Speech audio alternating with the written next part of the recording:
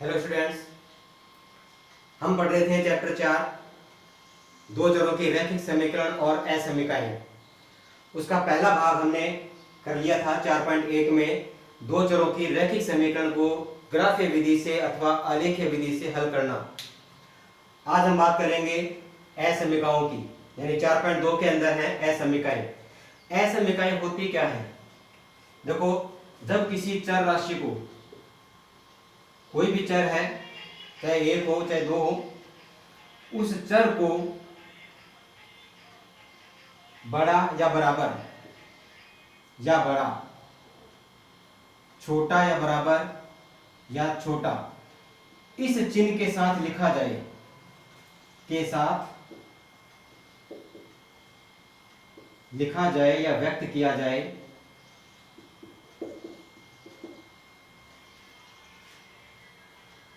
तो वे असमीकाएं कहलाती हैं। ठीक है, यानी अभी तक जो हम समीकरण में पढ़ रहे थे ना, समीकरण में क्या होता है, जैसे x बराबर 2, बराबर का निशान होता है, x प्लस वाई बराबर 10, बराबर का चिन्ह होता है, जो तो होती है समीकरण, इसको क्या बोलते हैं, समीकरण। परंतु जब यहां पर बड़े का निशान या बड़ा और बराबर दोनों निशान, या इसको छोटे के रूप में या छोटा तथा बराबर इस रूप में यदि लिखा जाए, तो यह कहलाती है असमीकाएं। ठीक है, यानी इन चिन्ह के साथ में बड़ा या बराबर या बड़ा, छोटा या बराबर या छोटा, इसके साथ में जब किसी चर को लिखा जाता है तो वो कहलाती है असमीकाएं। अब ये असमीकाएं हमें ग्राफीय विधि से कैसे हल करनी है, इसका हल क्या होगा, ये हम अब पढ़ेंगे। ये असमीकाएं एक चर में अथवा दो चर में हो सकती हैं। सबसे पहले हम बात करेंगे एक चर की असमीका। इसके लिए हम एक उदाहरण ले रहे हैं। क्वेश्चन नंबर फर्स्ट का फर्स्ट, यानी 4.2 में पहले का पहला भाग, x बड़ा या बराबर है 2 के, x बड़ा या बराबर है 2 के, ये एक असमीका हमें दी गई। अब देखो, सबसे पहला काम क्या होता है, चूंकि दी गई असमीका को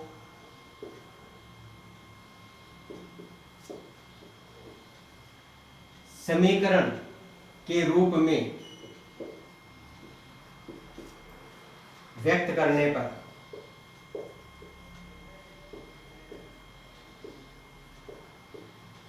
अब देखो, समीकरण के रूप में जब व्यक्त करेंगे तो इस निशान को हटा करके हम लगा देंगे बराबर का, यानी x बराबर 2। अब हम x बराबर 2 का आलेख खींचते हैं।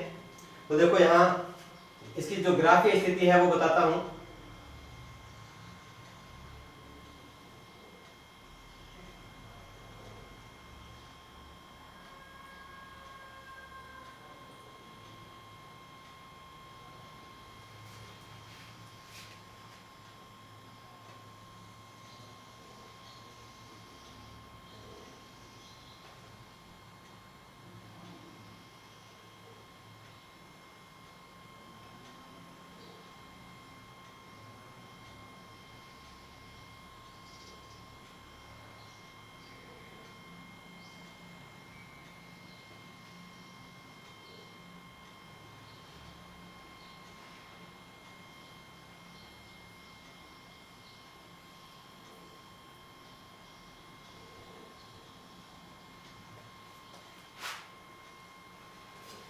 ये ग्राफीय स्थिति है इसकी, ये है y अक्ष, ये है x अक्ष, ये है मूल बिंदु 0। देखो, इस ग्राफ में जब हम x बराबर 2 रखेंगे, देखो यहां एक मान फिक्स कर दिया कि आपको x का मान 2 ही लेना है, y का कोई भी y का मान कोई भी हो सकता है, परंतु x क्या होगा, x 2 होगा। तो देखो जब हम इसके निर्देशांक लिखते हैं तो यहाँ 1 2 3 4 5 6, यहां से चले तो 1 2 3 4, इधर से आए तो -1 -2, इधर से -1 -2, ये स्थिति है ग्राफ की। अब यदि इसमें x का मान 2 लिया जाए और y का चाहे इसके साथ कुछ भी रखो, 1 रखो, -1 रखो, 2 रखो, 4 रखो, तो हम देखते हैं कि x बराबर 2 का जो आलेख है वो हमें y अक्ष के समांतर प्राप्त होता है। जैसे x का मान यहां लिया 2 और हम चाहते हैं कि y का भी कोई मान हो, तो चलो 1 ले लिया, यहां आया। x का मान 2 लेकर के अब y का मान चेंज करते हैं, -1 लेते हैं तो वो नीचे आ जाएगा। इसी तरह से और बिंदु लेंगे तो x का मान 2 और y का 4 लेते हैं तो ऊपर चला जाएगा।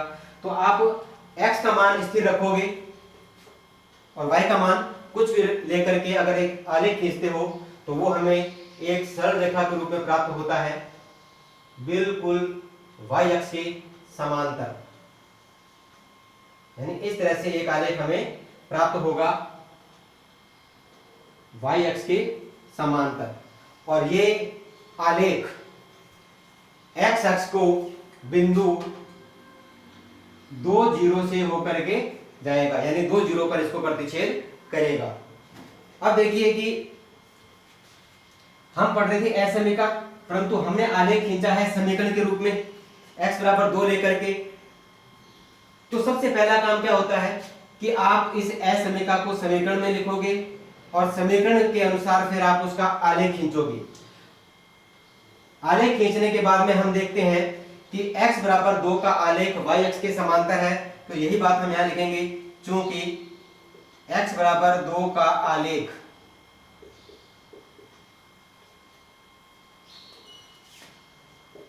y अक्ष के समांतर है। अब चूंकि इस आलेख की तुलना या इस असमीका की तुलना आप मूल बिंदु से करोगे, अब चूंकि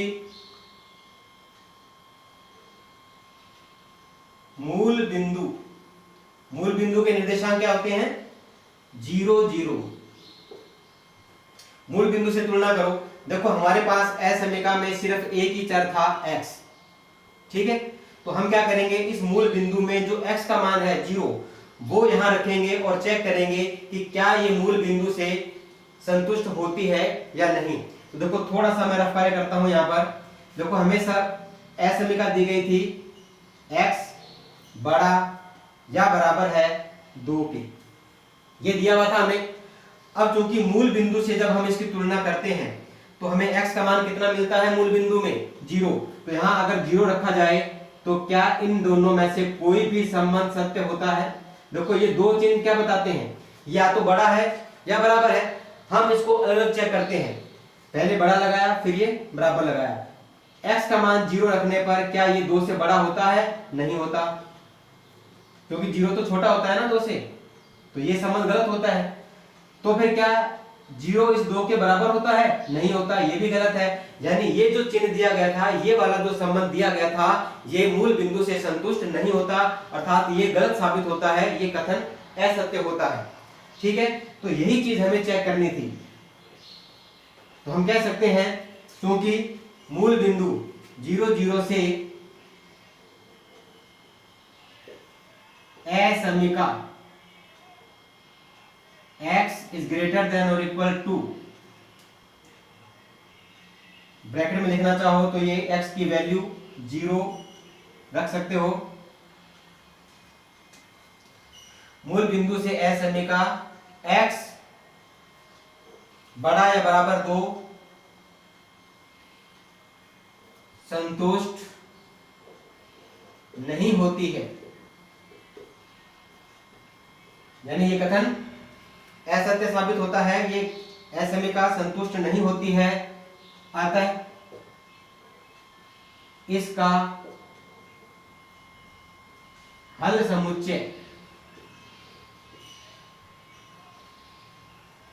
मूल बिंदु के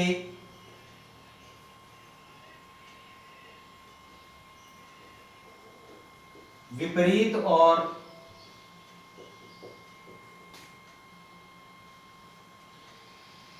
छायांकित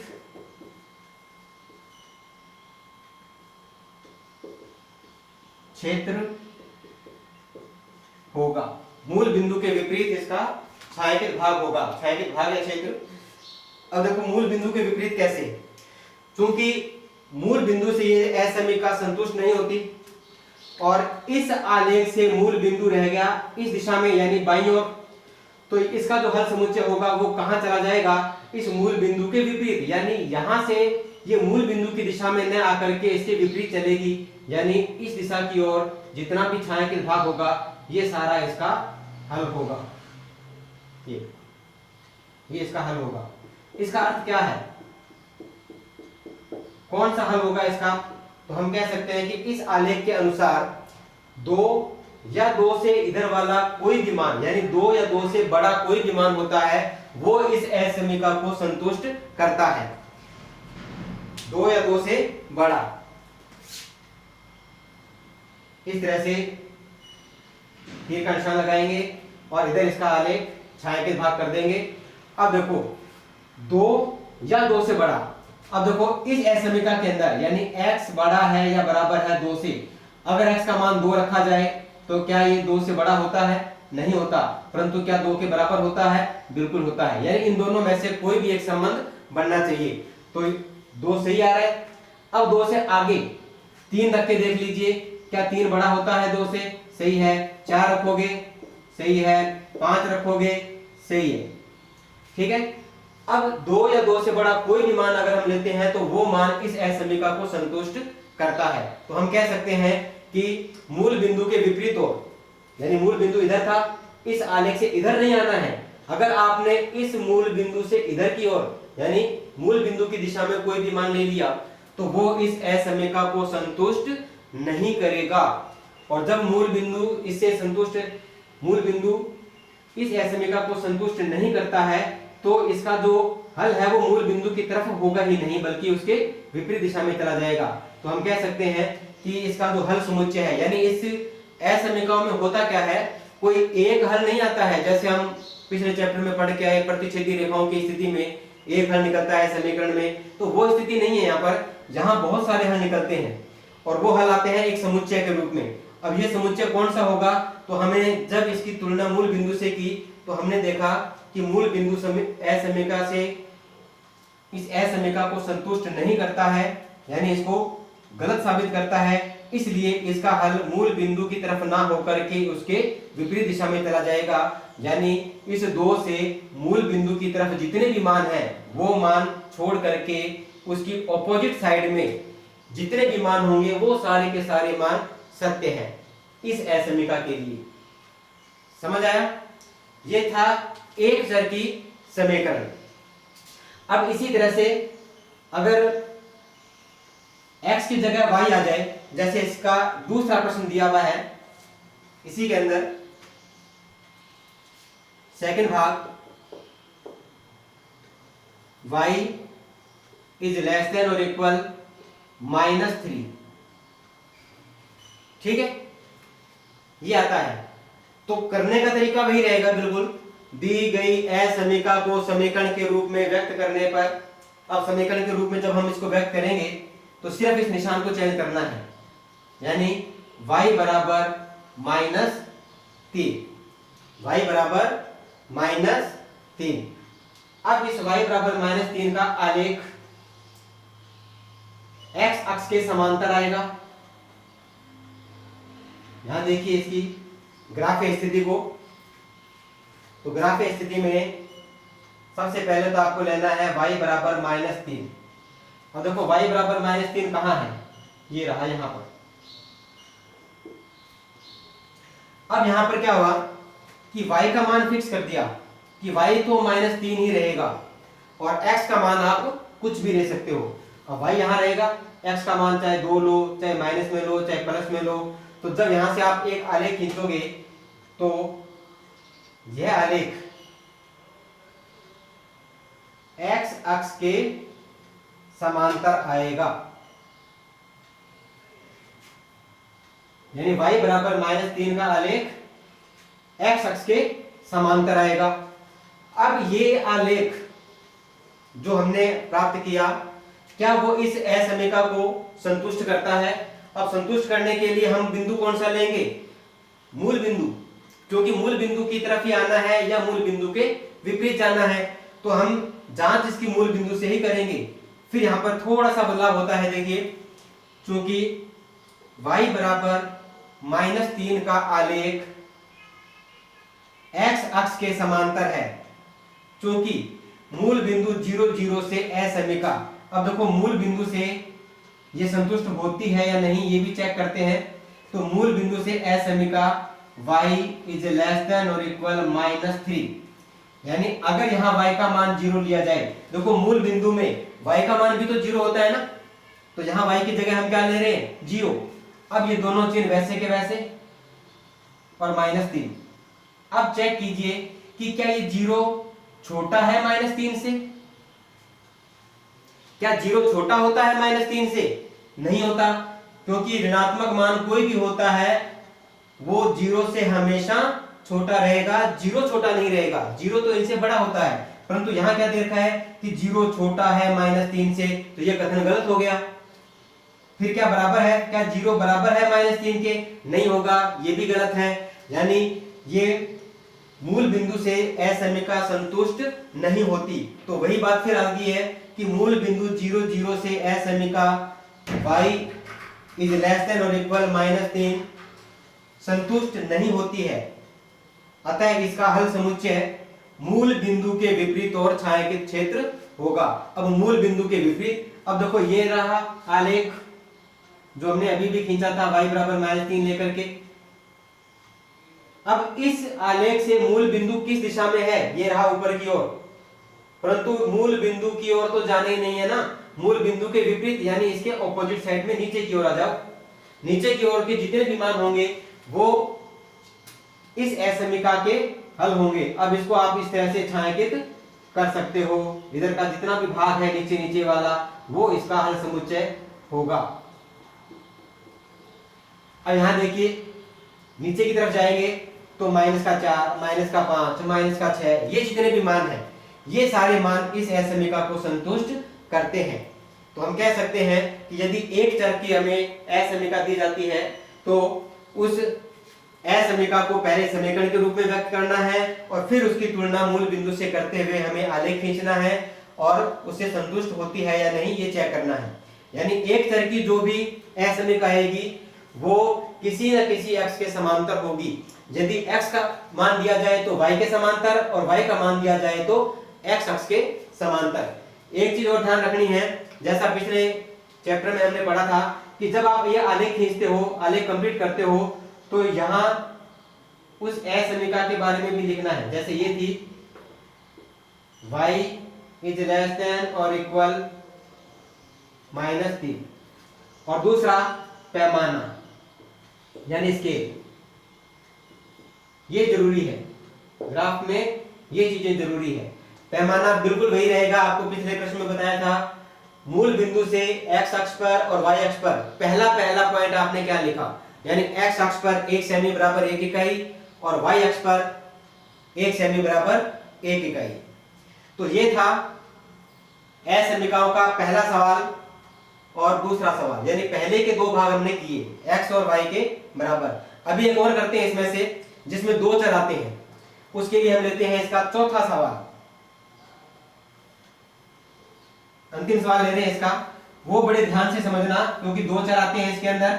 अब दो चर से हमें जो आलेख प्राप्त होगा वो किस तरह से प्राप्त होगा और वो दी गई मूल बिंदु से वो संतुष्ट होता है या नहीं ये हम पता लगाएंगे।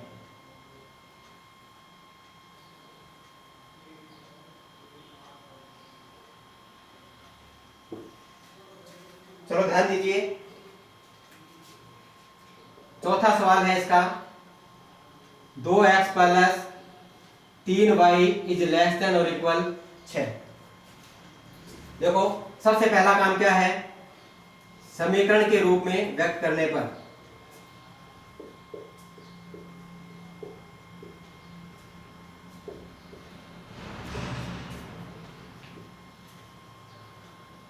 समीकरण के रूप में व्यक्त करने पर 2x प्लस 3y बराबर 6।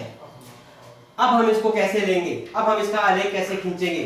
तो ध्यान दीजिए कि सबसे पहले आपको मूल बिंदु से ही जब इसकी तुलना करनी है तो हम देखते हैं कि एक बार हम x का मान 0 लेते हैं, x बराबर 0 रखने पर, और एक बार रखेंगे y का मान।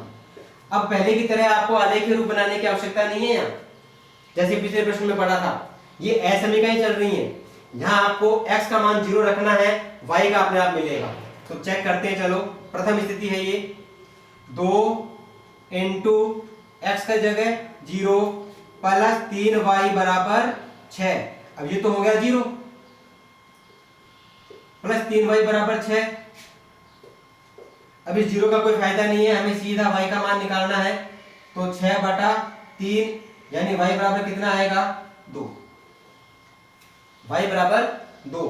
तो यानी हमें एक बिंदु यहां से मिलता है। मैं यहां लिख देता हूं बिंदु, यहां लिखने की आवश्यकता नहीं है, एक बार मैं वैसे लिख रहा हूं, मिटा देंगे बाद में हम इसको 0। अब देखो कैसे आया, जब हमने इस समीकरण में x की जगह यानी x का मान 0 लिया तो y का कितना मिला? 2। तो बिंदु कौन सा हुआ? 0 2 x y। ठीक है। अब हम क्या करते हैं, इसका सेकंड भाग लेते हैं।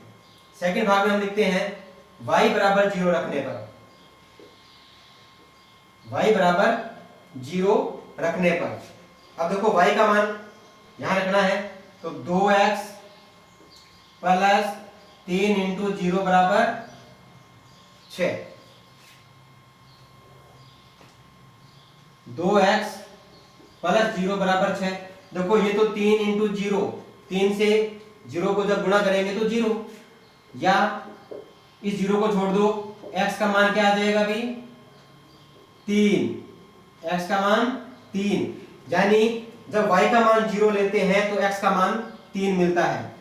और यहां पर एक और बिंदु हमें मिलता है 3,0, क्योंकि यहां x का 3 है, x पहले लिखेंगे, y का मान 0 लिया था वो बाद में लिखेंगे। तो दो बिंदु हमें मिले। अब हम इसको हटाते हैं यहां से और एक लाइन लिखते हैं, चूंकि बिंदुओं, कौन कौन से बिंदुओं भाई? देखो पहली स्थिति में जो बिंदु आया था वो 0 2, ठीक है, 0 2 तथा दूसरा आया 3 0 को आलेखित करने पर। ठीक है। अब इसको आलेखित करते हैं ग्राफ के अंदर। सबसे पहले तो पहला बिंदु है 0 2, चेक करो 0 कहां है?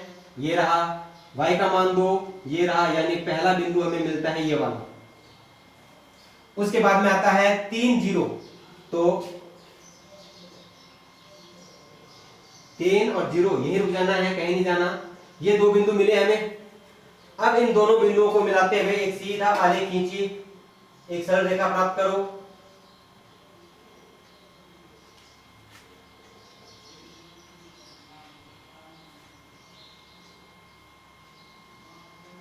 दो एक्स प्लस 3y बराबर 6। ये समीकरण लिखनी है यहाँ पे। वो पिछले प्रश्न में भी हमने ऐसे समीकरण लिखी थी, तो उसकी जगह समीकरण लिखना, क्योंकि ये समीकरण से आलेख प्राप्त हुआ है हमें।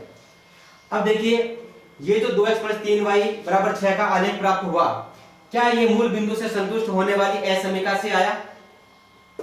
ये जो हमें असमीका दी गई थी, क्या ये मूल बिंदु से संतुष्ट होती है? अब इसकी जांच करनी है हमें। तो हम लिखेंगे, चूंकि असमीका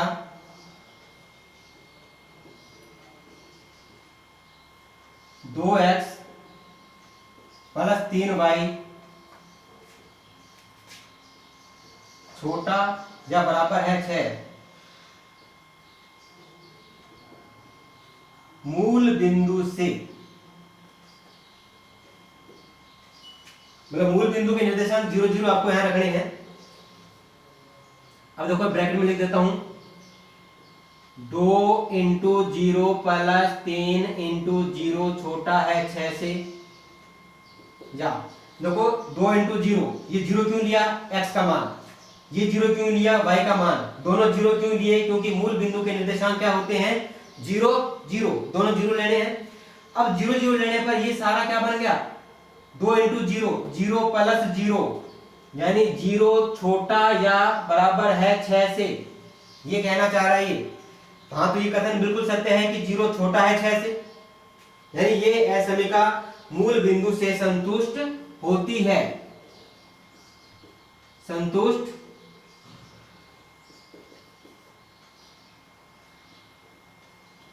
होती है। जब ये मूल बिंदु से संतुष्ट होगी तो हम कह सकते हैं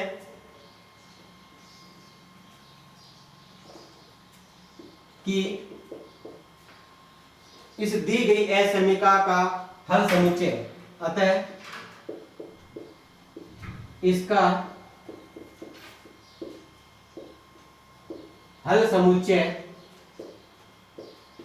मूल बिंदु की ओर, मूल बिंदु की ओर छायांकित क्षेत्र होगा।